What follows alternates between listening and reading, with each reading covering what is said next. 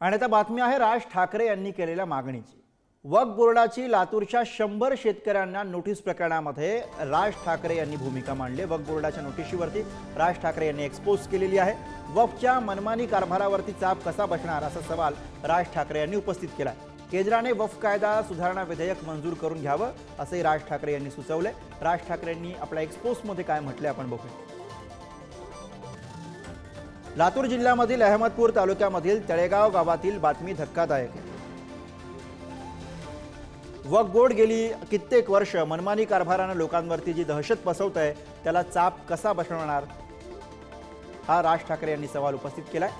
माझी केंद्र सरकारला विनंती आहे की विरोधकांच्या कुठल्याही विरोधाला बळी न पडता शक्यतो संसदेच्या या अधिवेशनातच वक्फ कायद्यामध्ये सुधारणा सुचवणारे विधेयक मंजूर करून घ्यावं अशी राज ठाकरे यांनी भूमिका मांडली।